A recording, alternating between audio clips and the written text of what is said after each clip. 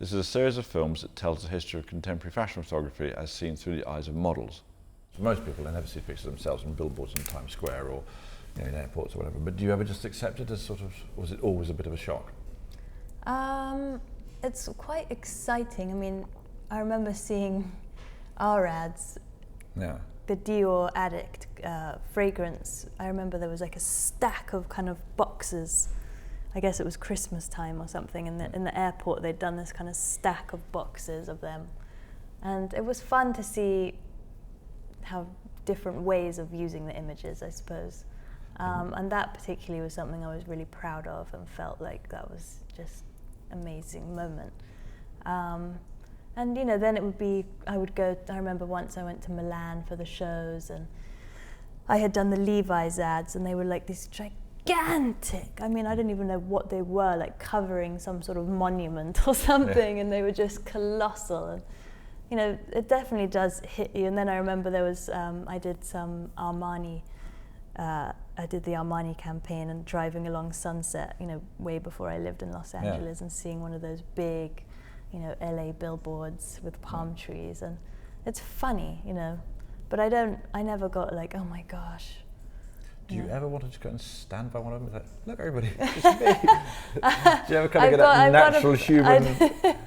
Yes, I've got pictures of, like, my sister would take a picture of me under that particular one, and yeah, it's fun, it's a moment in time, and it's, it's not going to last forever, so you enjoy it. Yeah. Could you tell me a little bit about this shot? Well, this amazing shot, I think took us 2 days and a night or something, wasn't it? I remember it was lengthy. And it was very interesting for me to I just felt so honored to be in this position. And since I've become a model, I never flick through a magazine in the same way, because this image and a few things I'd done prior to this really explained to me like the thought process behind these things and how consumers may look at this, and just the colors of the lights. I remember John Galliano being very specific about the reds and the blues behind, and it was just a fascinating process. It's just fun, being sandwiched in between these two pieces of glass and glycerin and water being sprayed, and it really is, it takes time to capture that moment, which is so powerful. This was started off as, I think, John Galliano wanted to do something, a line of clothes called Addict. Is that correct? I didn't know they were a line of clothes. And it was supposed to say Dior Addict, a line of clothes or something. There was some kind of weird play on addict and line. And then it became, we did a mascara ad. Yes. That was the first thing. The clothesline didn't happen, I don't think. No. Could be wrong, but whatever. We did a mascara ad, John like that, then we did a lipstick ad, John like that, and then they decided to launch a perfume based on the success of the mascara ad and the lipstick ad, as far as I remember the story. Right. The reason I chose this image, and the reason I chose some of the other images, this is for me, if I had to show an example of incredible modelling, it would be this. Oh, thank you. Because the ability for you to be able to twist and turn your body, and to be able to maintain the believability in the expression, and to be able to be so provocative with how you'd show and twist and turn your body, and yet still stay within the kind of beauty and the elegance, I thought was phenomenal. Oh, thank you. I'm absolutely, I remember when those images were coming through, being so amazed about what you could do. So from my side of things, which isn't an interview about me, but I have put one of my own pictures there. So it would be very extraordinary if there was no Nick Knight imagery in my 10 best fashion images. There's a few.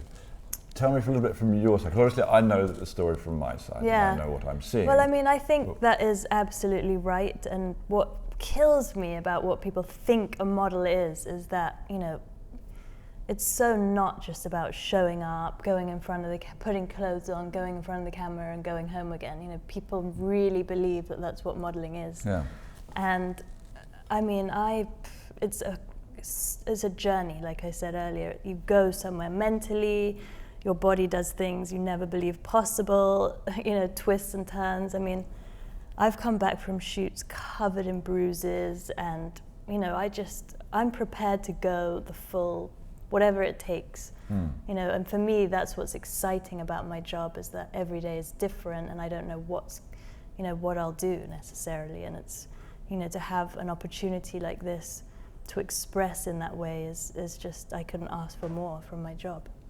Any model or any person I'm photographing who has that attitude, that they will do whatever it takes to get the great image. Yeah. Because I'll do whatever I possibly can. I'll twist myself inside out, Yeah. the other side of the camera, and I'll work until I drop the other side of the camera. And I've been very, very lucky to work with some amazing people who have that attitude. Yeah. And certainly these Dior shoots were a physical tour de force. I mean, if I said I put the models through hell, I don't mean that, because that implies that I was in control and twisting people, but actually, you know, we put each other through hell. I mean, not through hell, but you go as far as you possibly can. Absolutely. And you know you want to go further and further and further and further, because every image can be improved on. Yeah, I agree. But this, you know, this picture, you have your face turned so you have your reflection, you have the expression, which is amazing. And this isn't a comp. This, as far as I remember, this is almost certainly one picture. Yeah. There's perhaps a little bit of a comp at the bottom, might have been dropped somewhere, but I think, I'm pretty right in saying, it's pretty much one picture. You know, at a time when Dior images are often made out of 25 pictures. Yes, so yeah.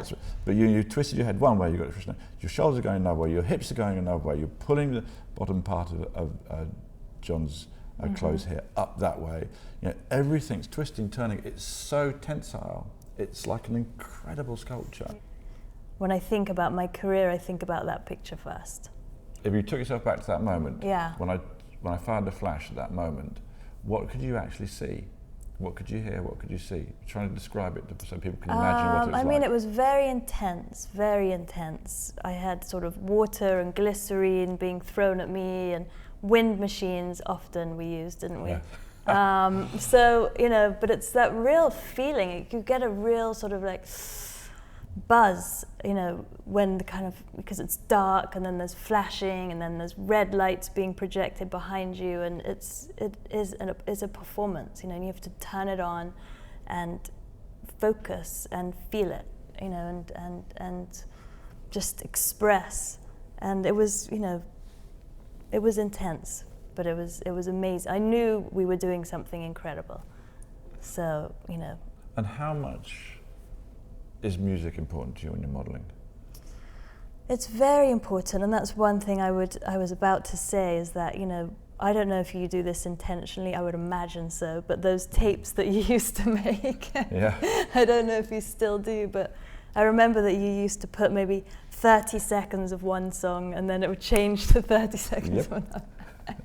So your mind is always, you know, ADHD, really keeps you on your toes, and you're like, oh, okay, I was doing that, but now I'm doing, you know, so it just really keeps you alive and awake, and that was the thing.